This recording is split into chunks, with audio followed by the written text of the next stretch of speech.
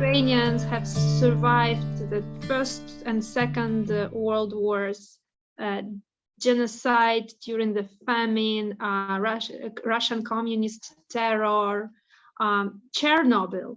I would start with the February 24th, 4 a.m., when I woke up to shelling sounds in the airport near Kiev. And I was at home in Kiev, Ukraine's capital. And both as professional, as a scholar, as a person, I was very much in denial that something like this could happen in 2022, up until it actually happened. So how do you think we got here so that policymakers really can't conceive that they're going to have to use dominant military force to push back on this bully? The whole framework that has been set was never again and win-win solutions. So this is why, because it was so irrational, to me it was also surreal, not so much because I am in any illusions about Putin, but rather because it's just so insane. So this is exactly how you win friends, by slaughtering them. And so, Kateryna, does that very ambassadorial statement also have a military edge to it? Well, obviously, if you help Ukraine survive as a state, you help Ukraine fight the Russian aggressor. I want to ask Professor and disciple Kateryna this question. Do you hate the Russians? No, the emotions are very difficult. If I were to talk to someone from Russia defending this special operation right now, face to face, I should admit it would be very difficult emotionally.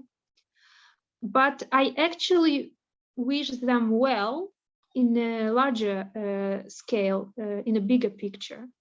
And in that big picture, I think our interests coincide.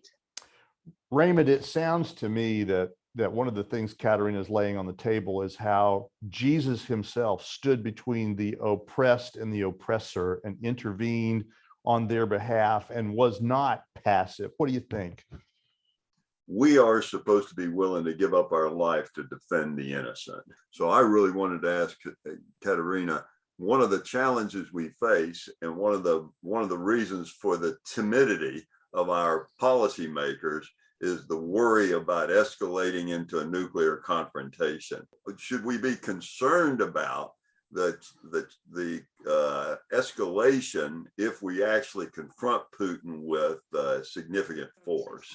This is to say that the West is oftentimes in denial that this is not a civilized player at the table, a statesman that would sign a treaty and follow through the commitments, but rather a criminal. And with criminal, the win-win framework means that they have shown some weakness to their opponent, that they have not been pushing their opponent hard enough to the lose situation.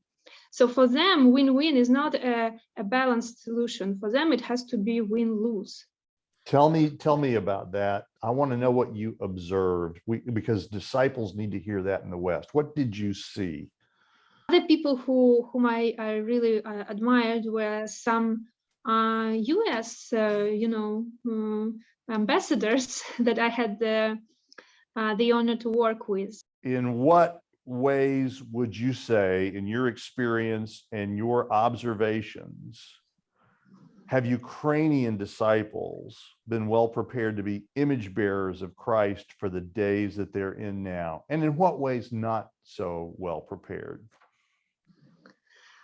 Well, you see, Ukrainian, there is a saying in Ukraine that you can't read Ukrainian history without Brom.